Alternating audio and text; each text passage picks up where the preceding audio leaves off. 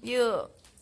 Assalamualaikum. Waalaikumsalam warahmatullahi wabarakatuh. Selamat pagi Ananda. Pagi, Bu.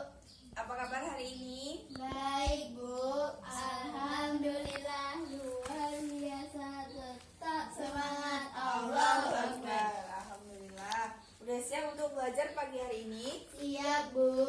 Oke, kalau udah siap, segala sesuatu yang tidak berhubungan dengan pelajaran kita disimpan terlebih dahulu ya. Iya, Bu. Oke. Sebelum kita belajar, siapa ketua kelasnya di sini? Saya, Bu. Aneh, silakan baca basmalah. Bismillah, mulai. Bismillahirrahmanirrahim. Amin. Semoga dengan membaca bismillah tadi lancar pembelajaran kita dari awal sampai akhir. Oke. Jadi kenapa Ananda semuanya datang ke sekolah pada pagi hari ini? Alasannya apa? Untuk menuntut ilmu. Oke, untuk menuntut ilmu. Kenapa kita harus selalu belajar? Kenapa kita harus mempunyai ilmu? Agar menjadi anak yang pintar dan cerdas. Bagus Anes, agar menjadi anak yang pintar, agar menjadi anak yang cerdas. Oleh karena itu, setiap kita memang wajib menuntut ilmu karena ilmu itu tidak akan membawa kesengsaraan. Raihlah ilmu, dan dengan meraih ilmu itu harus dengan sabar dan juga tenang. Itulah ungkapan yang dikatakan oleh Umar bin Khattab. Artinya apa? Meraih ilmu itu kan wajib hukumnya bagi setiap orang. Beliau mengatakan meraih ilmu itu harus dengan tenang dan juga sabar. Jadi ilmu itu tidak akan bisa didapatkan oleh seseorang secara instan, harus melalui berbagai proses yang akan dijalani. Kalau seperti kita harus sekolah dulu dari PAUD, TK, SD, SMP, SMA, kemudian kuliah. Dan oleh karena itu meraihnya harus dengan sabar dan juga tenang. Tenang kalau bakal bisa jadi orang yang pintar dan sabar dalam menghadapi berbagai proses yang akan dilalui. Oke. Ada yang masih ingat tentang materi kita minggu lalu? Ada, Bu. Tentang apa itu Anes? Melestarikan lingkungan hidup. Melestarikan lingkungan hidup. Jadi apa itu melestarikan lingkungan hidup? Menjaga, melestarikan, kemudian merawat apa? lingkungan hidup. Bagus, Anes dan juga Ripa. A+ buat kita bersama. Jadi menjaga lingkungan hidup itu adalah merawat, menjaga, kemudian melestarikan lingkungan hidup dari berbagai kerusakan yang ditimbulkan. Oke, sebelum kita mulai pelajaran kita, ada yang nggak hadir pada pagi hari ini? Hadir semua, Bu. Hadir semua, alhamdulillah semuanya semangat ya. Oke, kita hari ini akan belajar tentang materi baru.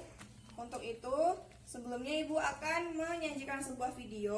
Ibu tidak bisa menampilkannya di laptop karena speaker laptopnya tidak bisa dan Ibu lupa membawa speakernya. Jadi melalui HP Ibu saja, Ananda amati videonya, kemudian Ananda sampaikan apa inti dan isi dari video tersebut.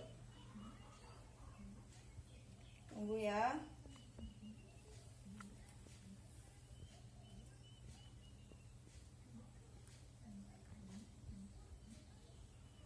Sudah siap semuanya? Sudah, Bu. Nah, silahkan.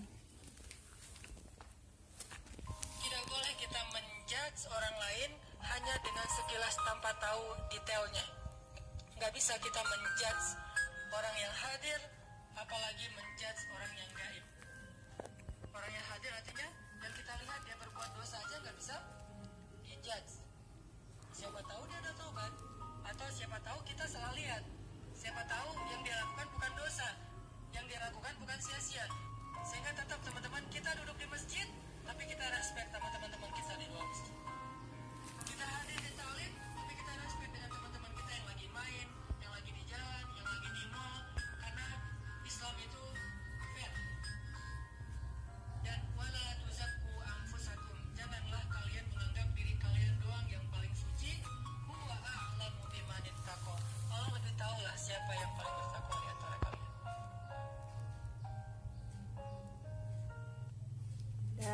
Sudah selesai?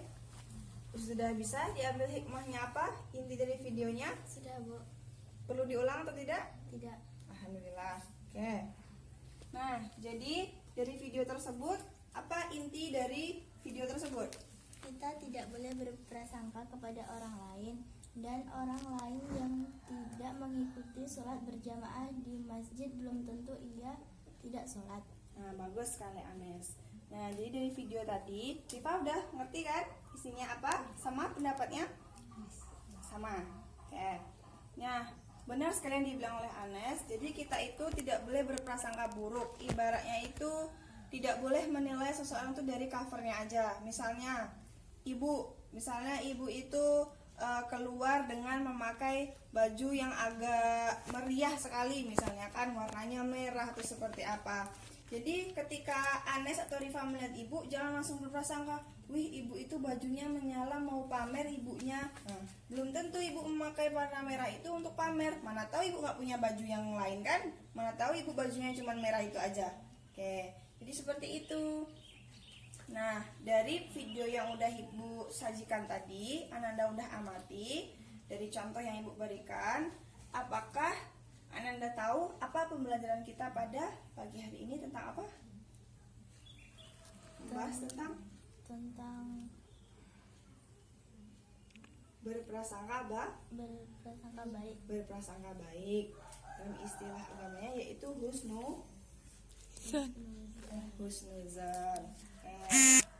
Jadi kita akan mempelajari tentang husnuzon.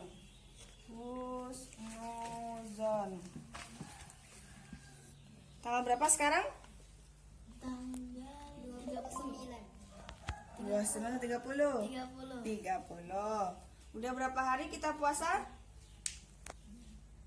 6 hari 6 hari, sekitar 1 mingguan ya. Ada puasa semuanya kan? puasa, Bu. Ya, nggak ada yang bolong kan? Enggak. Karena udah besar, nggak mungkin puasanya setengah hari. Oke, dari materi kita hari ini, tujuan pembelajaran kita pada pagi hari ini yaitu Ananda semuanya nanti dapat menguasai apa itu pengertian dari husnuzon. Kemudian yang kedua, macam-macamnya. Yang ketiga itu dalilnya. Dan yang keempat yaitu hikmah atau contohnya. Sebelumnya, Ibu akan kasih instruksi. Nanti di akhir pembelajaran, Ananda akan Ibu bagi menjadi 2 kelompok ya.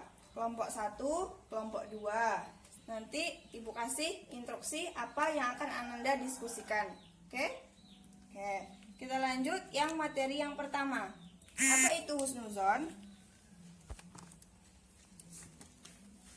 Ada yang tahu pengertian dari berprasangka baik tadi? Tidak, Bu. Tidak ya. Jadi dari pengertian yang udah Ibu jelaskan tadi, husnuzon itu adalah berprasangka baik. Secara bahasa dia berprasangka baik ya.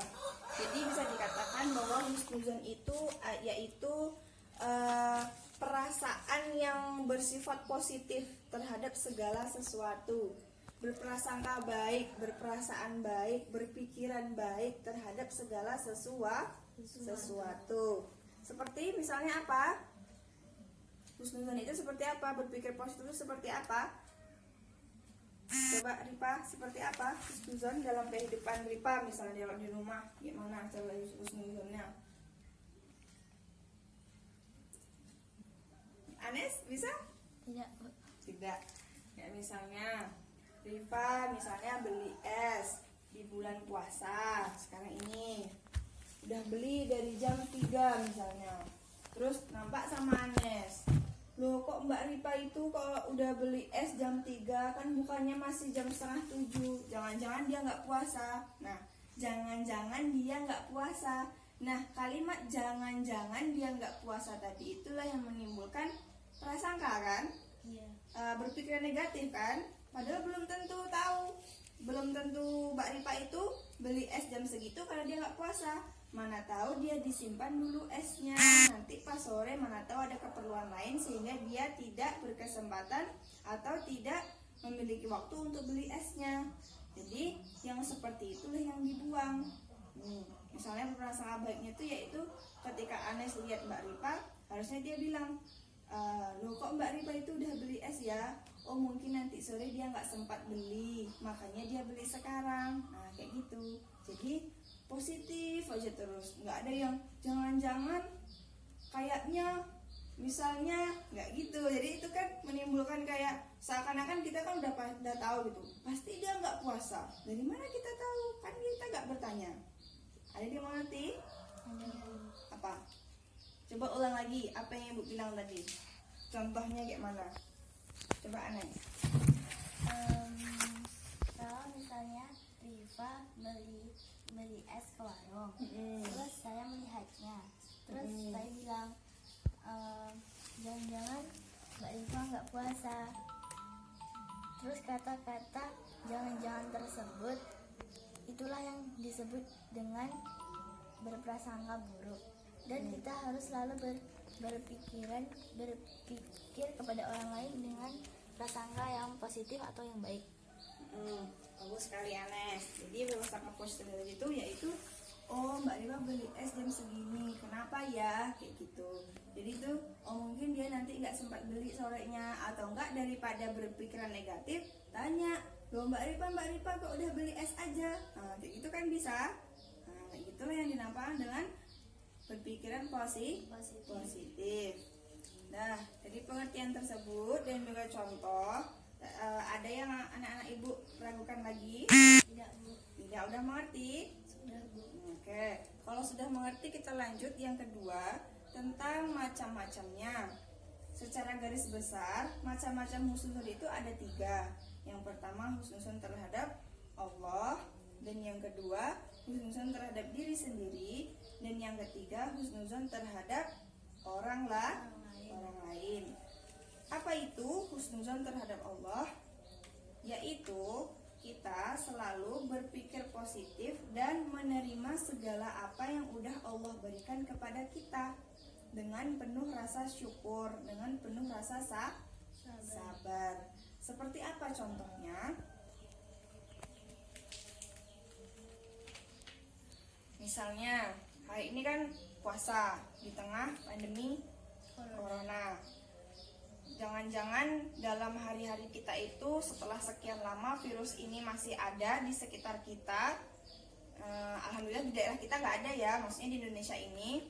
Kita pernah berpikir seperti ini, kenapa ya Allah itu kok nurunin virus itu? Kan Ramadannya jadi nggak enak, kan Ramadannya jadi nggak asik, kayak gitu. Jadi itu kan sama saja dengan sepertinya Allah itu nggak adil kepada kita, seperti itu kan? Pernah nggak mikir seperti itu? Enggak, alhamdulillah. Jadi pikiran-pikiran itu yang nggak boleh. Jadi setiap apapun yang Allah turunkan kepada hambanya pasti ada hikmahnya, dan setiap hikmah itu harus dapat diambil pelajaran oleh manusia. Dan yang lebih penting, Allah tidak menurunkan suatu ujian terhadap hambanya jika dia tidak mampu untuk menjalaninya. Oke, coba kalau misalnya kita berhusnuzon kepada Allah, oh dengan adanya virus corona ini kita lebih berhati-hati lagi, kita lebih bersih lagi, meningkatkan ketakwaan, kayak gitu. Dan yang kedua yaitu tentang husnuzon terhadap diri sendiri. Yang pertama itu husnuzon terhadap Allah, yang kedua diri sendiri, dan yang ketiga orang lain. Nah, dari yang Ibu jelaskan tadi, coba Anes sebutkan apa itu husnuzon terhadap diri sendiri, kemudian Rita, apa itu husnuzon terhadap orang lain. Mbak, dari Anes dulu. Pengertian dari husnuzon terhadap orang lain, terhadap diri sendiri. Husnuzon terhadap diri sendiri yaitu menganggap diri kita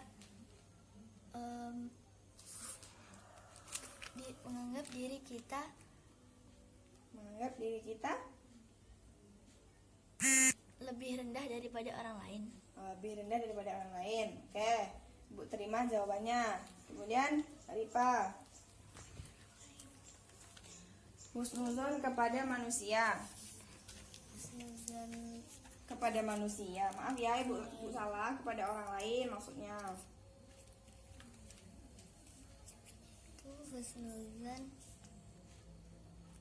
Itu berprasangka baik. berprasangka baik terhadap orang lain. Ya, ya. Jadi pengertian dari berprasangka baik terhadap orang lain itu seperti apa? Bentuk dari prasangka baik itu kayak mana?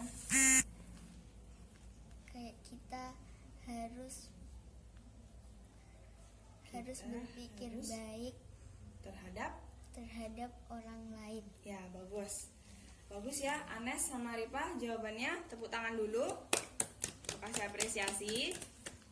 Nah, dari yang Anes jelaskan tadi, kita harus memandang diri kita rendah tadi ya. Diri kita itu rendah. Sebenarnya jawabannya itu udah bagus ya. Cuman kalau memandang diri kita rendah itu lebih ke pengertian dari rendah hati. Kalau yang berhusnuzon terhadap diri sendiri itu yaitu kita percaya, kita optimis dengan percaya diri terhadap kita sendiri. Misalnya apa yang terjadi dengan ibu, misalnya kan berhusnuzon terus sama diri sendiri. Kok saya ini nggak sepintar dia ya? Kok saya ini nggak secantik dia ya? Kayak gitu. Jadi itu kita harus percaya diri. Oh, saya seperti ini. Saya memang tidak terlalu pintar. Saya memang kurang cantik. Tapi saya punya kelebihan, yaitu apa? Akhlak yang mulia. Oke. Kemudian yang ketiga, husnuzon kepada orang lain. Husnuzon kepada orang lain itu yaitu benar yang dikatakan oleh Ripa tadi, kita harus berpikir positif kepada orang lain. Kita harus menyenangkan hati orang lain, berbuat baik terhadap orang lain. Seperti yang Ibu contohkan di awal tadi, tentang Ripa beli es jam 3, Anes berpikiran, kayak gitu. Jadi itu kan penilaian manusia, jadi harus berpikir positif terus, baik terus. Karena nggak ada ruginya. Nah, dari yang Ibu jelaskan, ada yang ingin ditanyakan? Tidak, Bu. Sudah mengerti? Sudah. Sudah. Oke, kita lanjut materi yang ketiga, yaitu dalil husnuzon. Dalilnya terdapat dalam Quran surat Al-Hujurat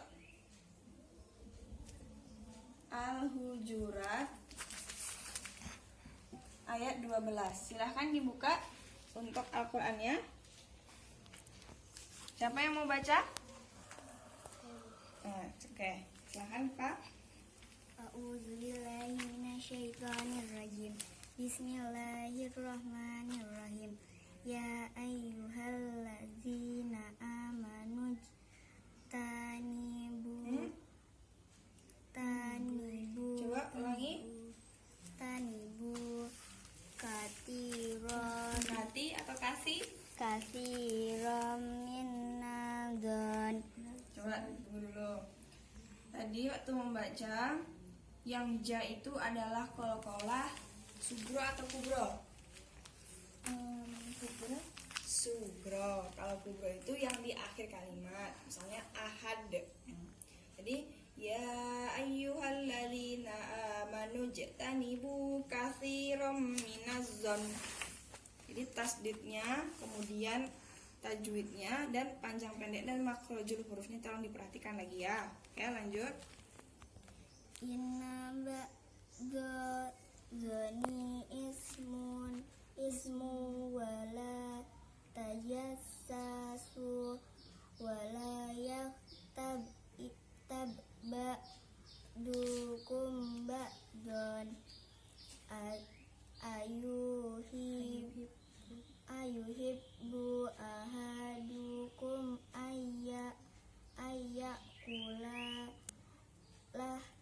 lahma ahihi maita fakarih tumuhu watakullah innallaha tawwabur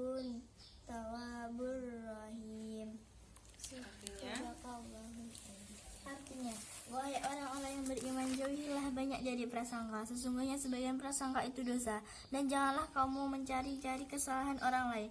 Dan janganlah ada di antara kamu yang menggunjing sebagian yang lain. Apakah ada di antara kamu yang suka memakan daging saudaranya yang sudah mati? Tentu kamu merasa jijik. Dan bertakwalah kepada Allah. Sungguh Allah Maha Penerima Tobat, Maha Penyayang. Maha benar Allah Dengan segala firman-Nya. Oke, terima kasih atas bacaan ayat suci Al-Quran tadi dari Ripa dan terjemahnya oleh Anes. Yang perlu Ripa perhatikan yaitu panjang pendeknya, kemudian makhrajul hurufnya dan tajwidnya. Oke, buat ulang lagi. A'udzubillahi minasyaitonirrajim. Bismillahirrahmanirrahim. Ya ayyuhalladzina amanu ijtanibu katsiran minaz-zann inna ba'daz-zanni itsmun wa la tajassasu wa la yaghtab ba'dukum ba'da. Nah, jadi sampai di sana Ripa tadi bacanya ba'don, tapi dibacanya ba'do. Hanya satu garis aja, nggak usah dua.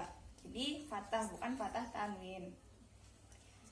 Bismillahirrahmanirrahim. Ayuhibbu ahadukum ayyakula lahma akhihi maitan fakarihtumuh.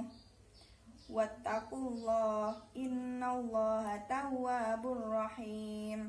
Shadaqallahul azim. Oke.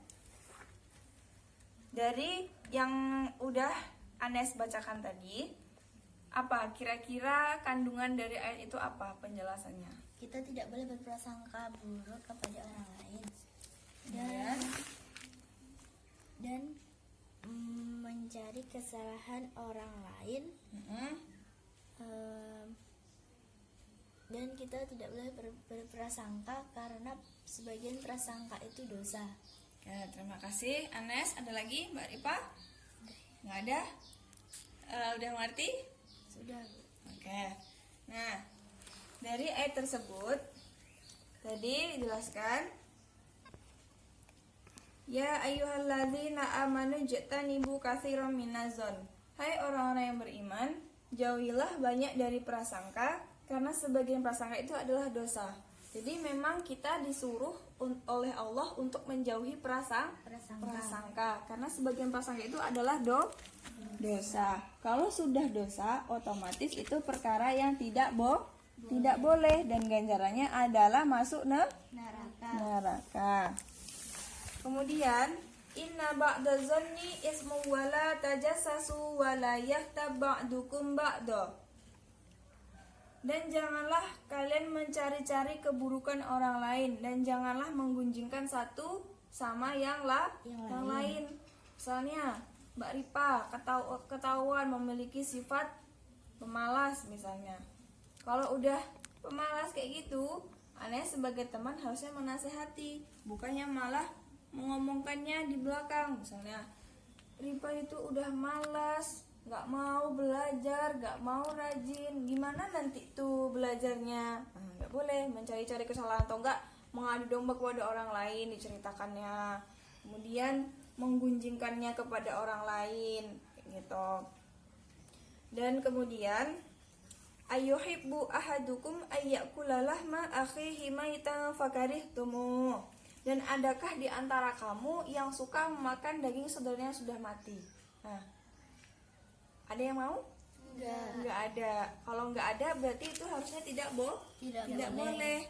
Bangkai yang boleh dimakan yaitu bangkai ada berapa? Ikan. Ada berapa dulu? 2. Apa aja?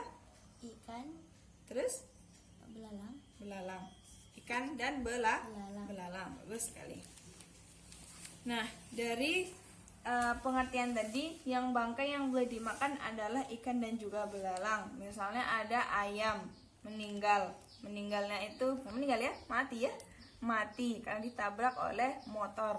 Walaupun ayamnya itu banyak dagingnya, walaupun dia masih mulus, tapi nggak boleh dimakan karena memang tidak boleh dimakan. Apalagi kalau menggunjingkan orang lain, memakan daging bangkai manusia. Nauzubillah min zalik. Itu merupakan perbuatan yang tidak boleh. Kasusnya di Indonesia itu seperti siapa yang suka makan daging manusia? Siapa? Ada yang tahu? Tidak. Sumanto. Nah, itu orang yang suka makan daging manusia. Ih, jijik atau gimana? Jijik. Jijik. Kalau jijik berarti harus ditinggalkan. Ya, kemudian wattaqullah, dan bertakwalah kepada Allah. Innallaha tawwabur rahim, sesungguhnya Allah Maha penerima taubat. Oke, dari penjelasan tadi ada yang ditanyakan? Tidak, Bu. Udah tahu? Sudah. Jadi didapat dalam surat apa? Surat Al-Hujurat ayat 12. Ayat 12. Tentang apa? Kita tidak boleh berprasangka buruk kepada orang lain. Berarti itu secara garis besar membahas tentang husnuzon. Nah, seperti yang Ibu janjikan tadi, ditutup dulu Al-Qur'annya. Tutup dulu. Silahkan Ananda cari hikmah atau contoh yang dapat kita ambil dari sifat husnuzon. Tuliskan ya. Nanti Ibu suruh maju ke depan. Silahkan Anda sebutkan, dipikirkan terlebih dahulu dari sekarang. Kelompok 1, kelompok 2. Oke. Nah, Ibu kasih waktu 2 menit dari sekarang untuk mencari jawabannya.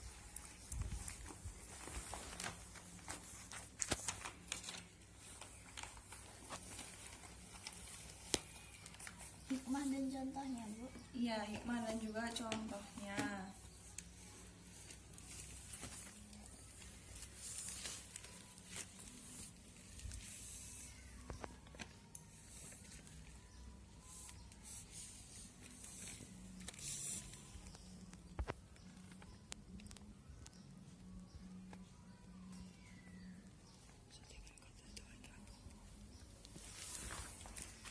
Oke, udah selesai? Belum, Bu. Rifah, ada kendalanya? Ada masalah? Enggak ada. Hikmah atau contoh ya, satu aja nggak apa-apa. Anes sudah dapat? Udah? Nah, jadi boleh hikmah, boleh contoh, boleh dipilih satu. Anes sudah dapat hikmahnya. Rifah udah dapat juga hikmahnya. Oke. Ya, kalau udah siap, silahkan Anda dari kelompok 1 dulu ya. Ibu hapus. Apa itu hikmahnya? Silahkan kelompok 1, Anes menulis ke depan.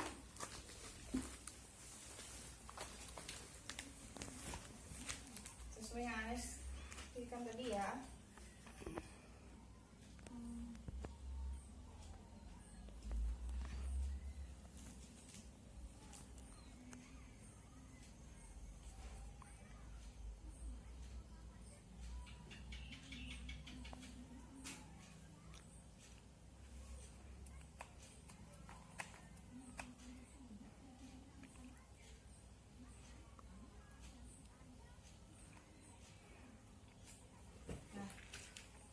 Kedua, terima kasih Anes. Yang kedua, Ripa, silakan tuliskan.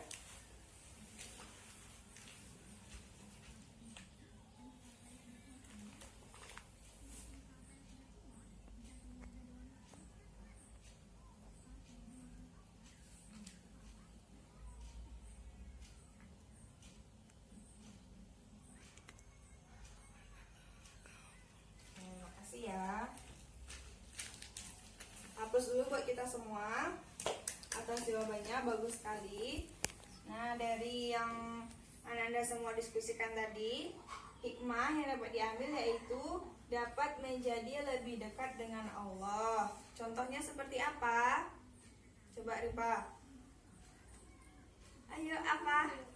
Kalau kita dekat dengan Allah, maka kita seperti apa? Ya, bertakwanya itu dalam bentuknya gimana? Melaksanakan sholat. Ya, bagus. Bagus ya. Melaksanakan sholat dapat menjadi lebih dekat kepada Allah. Kalau lebih dekat itu berarti otomatis kita menjadi orang yang bertakwa, orang yang taat, dan orang yang beriman. Dan itu dapat dibuktikan dengan sifat salah satunya husnuzon tadi. Selain melaksanakan kewajiban, ada sifat-sifat lain yang harus terpuji lain, Nah, salah satunya yaitu dengan husnuzon. Nah, yang kedua yaitu selalu berbuat baik. Kalau kita udah dekat dengan Allah, memiliki akhlak yang mulia, otomatis kita akan berakhlak baik terhadap orang lain. Jangankan untuk orang lain, untuk diri sendiri aja kita udah percaya diri bahwa bersyukur. Misalkan ibu seperti ini bentuknya, misalkan ya harus bersyukur. Kenapa saya seperti ini? Karena bisa jadi kalau misalnya ibu lebih cantik daripada ini, ibu akan sombong. Kalau ibu lebih jelek daripada bentuk ibu yang sekarang, bisa jadi ibu menjadi frustasi. Makanya Allah kasih ibu bentuk yang seperti ini. Nah, dari yang dua tadi udah bagus jawabannya. Ibu tambahkan sedikit. Yang selanjutnya yaitu bersyukur apabila mendapatkan kenikmatan. Nah, seperti yang Ibu bilang tadi, kenapa Ibu seperti ini? Dengan segala kekurangan dari kelebihan yang Ibu miliki. Dan yang ketiga yaitu sabar dan juga ikhlas apabila mendapatkan ujian. Ujian itu diberikan kepada orang yang beriman. Untuk apa?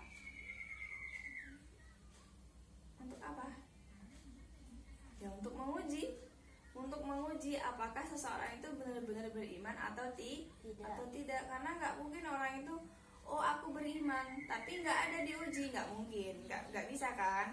Segala sesuatu itu harus ada buktinya. Misalnya Rifa bilang, aku udah bisa baca loh, ya harus dites dulu bacaannya gitu, udah bisa beneran atau enggak, mana tahu cuman bohong.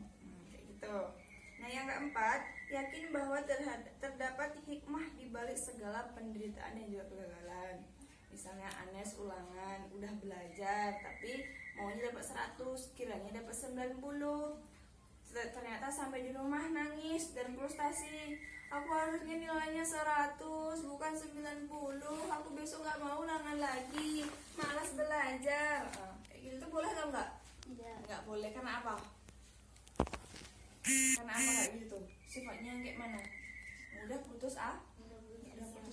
Jadi tuh harus tetap bersyukur. Aku dapatnya 90.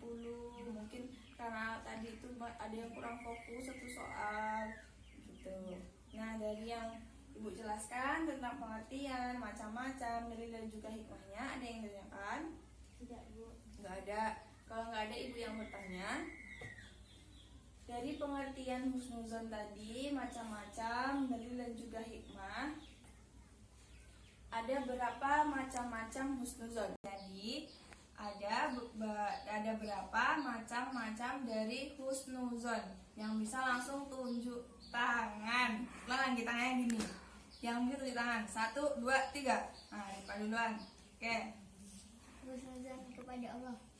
Terus Husnuzon kepada diri sendiri. Terus Husnuzon kepada orang lain. Nah, pintar sekali. Bu langsung kasih di penilaian Rifa. Soal yang kedua, terdapat dalam surat apakah dalil tentang husnuzon? Yang bisa tunjuk tangan 1. Lagi. Ibu kasih apa dulu ya. 1, 2, 3. Anes. Pada surat Al-Hujurat ayat 12. Oke, terima kasih. Jawabannya benar. Dan satu lagi Bapak rebutan. Nanti Ibu bilang 1, 2, 3 baru tangannya siap. Oke? Soalnya yaitu apakah dengan kita berprasangka negatif atau berprasangka buruk dapat mengurangi amal kita yang telah kita kerjakan? 1, 2, 3. Ulangi lagi. 1, 2, 3. Anas. Mungkin dapat mengurangi amal kita. Jadi jawabannya adalah iya. Iya. Pintar sekali. Memang jawabannya adalah Iya. iya. Oke. Dari yang kuis yang udah Ibu laksanakan, ada pertanyaan lagi? Tidak. Terakhir? Nggak ada? Kalau tidak ada, Ibu harapkan Ananda semua dapat mengerti dan dipahami. Sampai di rumah diulang lagi ya. Minggu depan kita akan belajar tentang materi. Ada yang udah tahu? Belum. Belum. Kita akan mempelajari tentang materi yang kebalikan daripada ini, yaitu berprasangka buruk agar kita dapat menghindarinya. Kalau tidak ada, kita akhiri pembelajaran kita dengan membaca hamdalah. Alhamdulillahirabbil alamin. Semoga semuanya berkah, dapat dimengerti oleh Ananda semua. Insya Allah kita minggu depan belajar tentang materi yang sudah Ibu jelaskan tadi ya. Ibu akhiri dengan Assalamualaikum warahmatullahi wabarakatuh. Waalaikumsalam warahmatullahi wabarakatuh.